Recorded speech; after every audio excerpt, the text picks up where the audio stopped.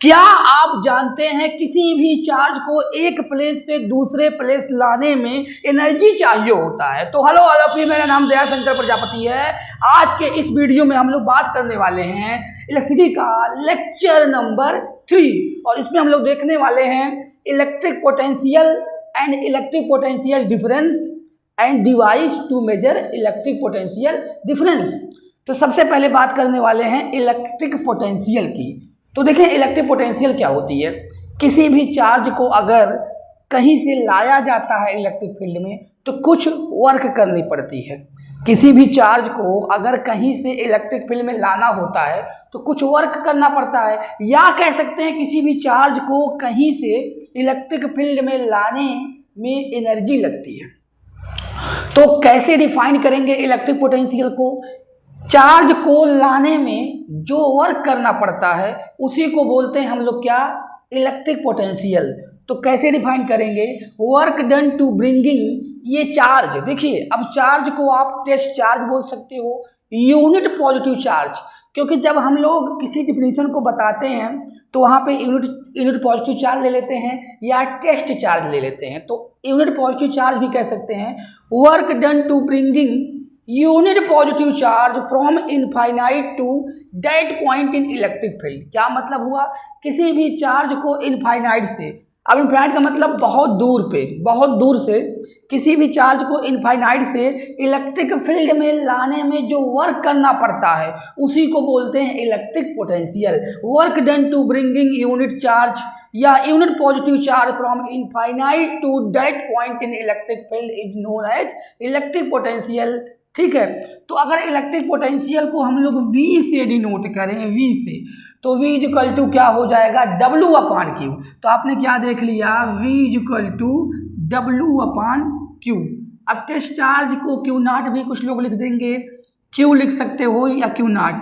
तो ये होता है आपका इलेक्ट्रिक पोटेंशियल का डिफिनीशन कि किसी भी चार्ज को इलेक्ट्रिक फील्ड में लाने में जो वर्क करना पड़ता है उसी को हम लोग बोलते हैं पोटेंशियल, इलेक्ट्रिक पोटेंशियल। अब देखिए जिस तरह से आपको पता होता है, जैसे कहीं पे अगर पानी का बहाव होता है तो जहाँ ज़्यादा होता है वहाँ से कम की तरफ बहता है, उसी तरह पोटेंशियल भी होता है, हाई पोटेंशियल से लो पोटेंशियल की तरफ फ्लो होता है। तो आप लोगों को ये पता होना चाहिए कि पोटेंशियल का अगर फार्मूला की बात करें तो V equal to W upon Q। अब इसके देखा जाएगा कि ये स्केलर क्वांटिटी होती है कि वेक्टर क्वांटिटी होती है। तो इसके में कोई डायरेक्शन नहीं होती है। जो पोटेंशियल होती है उसमें कोई डायरेक्शन नहीं होता है, तो क्या हो जाएगा? It is a scalar quantity, ये स्केलर क्वांटिटी होती है। अगर इसके SI यूनिट की बात करें तो देखें यहाँ से देखा जाएगा तो क्या होगा? SI यूनिट इसकी वर्क की होती है जूल और हमें पता होता है चार्ज का होता है कूलाम। तो SI यूनिट की बात करेंगे, यहाँ से क्या हो जाएगा? देखिए जूल पर कूलाम कह सकते हैं, और यहाँ पे आप लोग देख सकते हैं जूल पर कूलाम को ही बोलते हैं क्या? 1 volt. 1 joule per coulomb equal to 1 volt. तो इलेक्ट्रिक पोटेंशियल की डिफिनीशन के अकॉर्डिंग क्या हो गई? Unit volt. तो इलेक्ट्रिक पोटेंशियल की यूनिट होती है वोल्ट और ये होता है हमारा स्केलर क्वांटिटी। तो यहाँ से ये बात आपको ध्यान देना है। और जिस तरह से अब बताया गया पोटेंशियल क्या होता है, हाई पोटेंशियल से लो पोटेंशियल की तरफ फ्लो होता है। और एक बात और ध्यान लीजिए, पोटेंशियल पॉजिटिव नेगेटिव दोनों हो सकता है। ठीक है, ये बात आप ध्यान रखिएगा। अब यहाँ पे बात होगी आपकी, ये तो था आपका क्या? Electric potential. अगर हम बात करें इलेक्ट्रिक पोटेंशियल डिफरेंस की तो लगभग उसकी भी डिफिनीशन सेम होती है, बस थोड़ा सा डिफरेंस होता है। जब हम बात करते हैं इलेक्ट्रिक पोटेंशियल की तो किसी भी चार्ज को इनफाइनाइट से इलेक्ट्रिक फील्ड में लाया जाता है, लेकिन अगर हम लोग इलेक्ट्रिक पोटेंशियल डिफरेंस की बात करेंगे तो इलेक्ट्रिक फील्ड में मान लीजिए 2 पॉइंट है, एक पॉइंट A है और एक पॉइंट B है। तो चार्ज को B से A की तरफ, अगर मान लीजिए यहाँ पर Q है, B से A के पास लाने पर जो वर्क करना पड़ता है, यानी अगर हम बात करें B से A की तरफ ला रहे हैं तो क्या हो जाएगा? BA, या कह सकते हो हाँ VA। पोटेंशियल डिफरेंस क्या होता है? Work done bringing a charge from one point two another point in electric field. एक पॉइंट से दूसरे पॉइंट पे किसी चार्ज को लाने में इलेक्ट्रिक पोटेंशियल क्या था, इनफाइनाइट से किसी भी चार्ज को इलेक्ट्रिक फील्ड में लाया जाता है। अब इलेक्ट्रिक पोटेंशियल डिफरेंस क्या होगा, किसी भी चार्ज को एक पॉइंट से दूसरे पॉइंट में लाने में, एक पॉइंट से दूसरे पॉइंट इलेक्ट्रिक फील्ड में एक पॉइंट से दूसरे पॉइंट तक लाने में जो वर्क करना पड़ता है। तो यहाँ बी से ए की तरफ लाएंगे तो डब्ल्यू बी ए, और ये क्या हो जाएगा, sorry B V V A equal to क्या हो जाएगा, W B A upon Q. ये हो जाएगा आपका पोटेंशियल डिफरेंस जब हम चार्ज को किन्हीं दो पॉइंट पे लाएंगे इलेक्ट्रिक फील्ड को। इसको लिख सकते हैं B A minus B B, B B minus B A लिख सकते हैं, ये W B A upon Q. ये हो गया आपका पोटेंशियल डिफरेंस जब चार्ज को एक पॉइंट से दूसरे पॉइंट में इलेक्ट्रिक फील्ड में लाया जाएगा। अब बात करते हैं पोटेंशियल डिफरेंस हो या इलेक्ट्रिक पोटेंशियल हो, दोनों में क्या चीज़ें सेम हैं, दोनों की एसआई यूनिट क्या होगी। अभी जैसे आपने देखा पोटेंशियल इलेक्ट्रिक पोटेंशियल की एसआई यूनिट क्या होती थी, वोल्ट, जूल पर कूलाम को क्या लिखा गया था, वोल्ट। इसी तरह से इसका भी इलेक्ट्रिक पोटेंशियल डिफरेंस की भी एसआई यूनिट क्या होगी, जूल पर कूलाम, या इसी को लिख सकते हैं वोल्ट।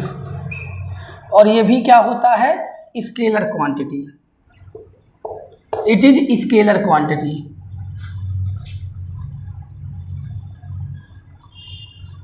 ये भी होता है स्केलर क्वांटिटी।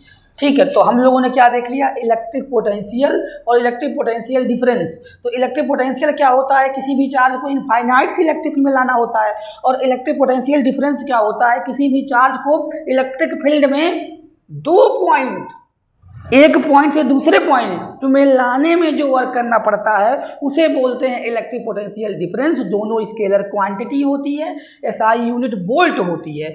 अब हम लोग बात करेंगे इस पे क्वेश्चन कैसे आता है। देखिए क्वेश्चन ये है, find the electric potential when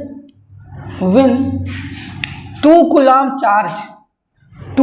charge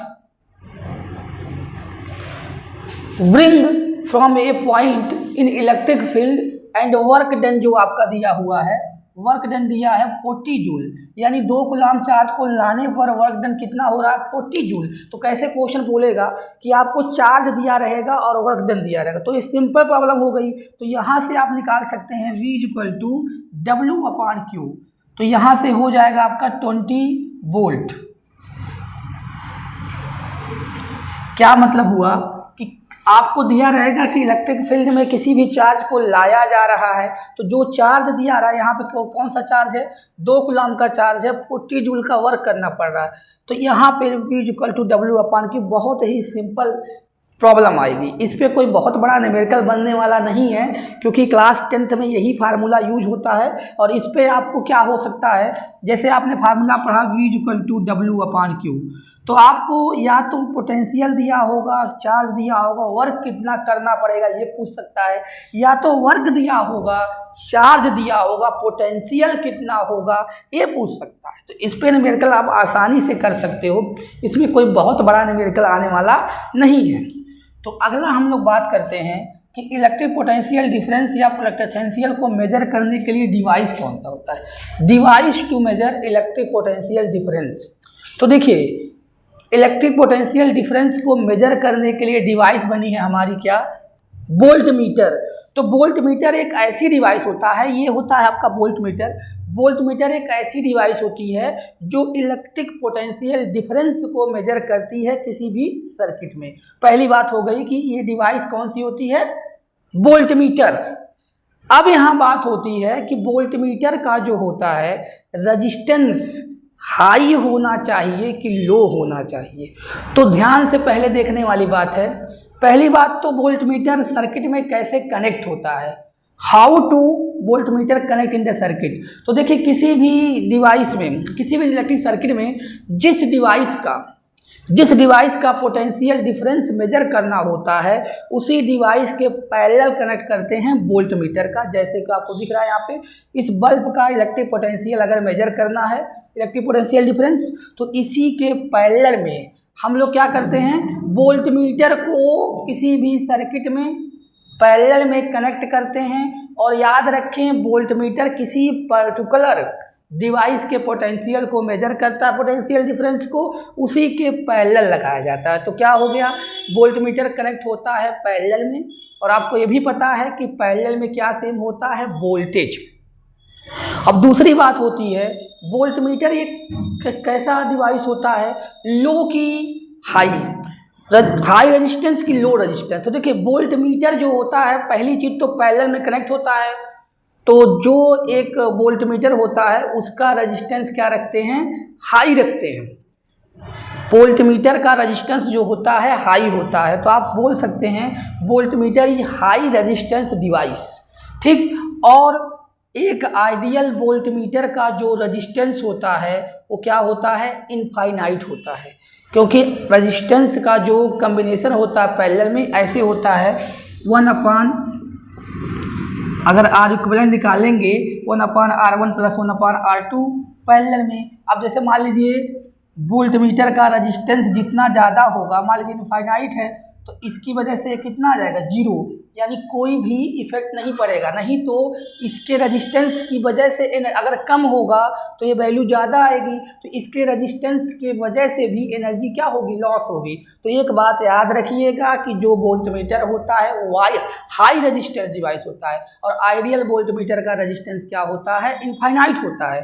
तो आपने देख लिया कि वोल्ट मीटर एक ऐसी डिवाइस होती है जो पोटेंशियल डिफरेंस मेजर करती है, ये पैरेलल में कनेक्ट होती है, ये हाई रेजिस्टेंस डिवाइस होती है। आइडियल वोल्ट मीटर का रेजिस्टेंस क्या होता है, इनफाइनाइट होता है।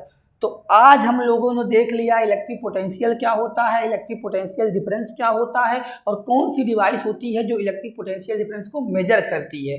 तो आज की इस वीडियो में हम लोग इतना ही रहने देते हैं। और एक बात ध्यान लीजिए कि इलेक्ट्रिक पोटेंशियल और इलेक्ट्रिक पोटेंशियल डिफरेंस और ये कौन सी डिवाइस मेजर करती है, ये 10th क्लास के लिए बहुत ही इंपॉर्टेंट है।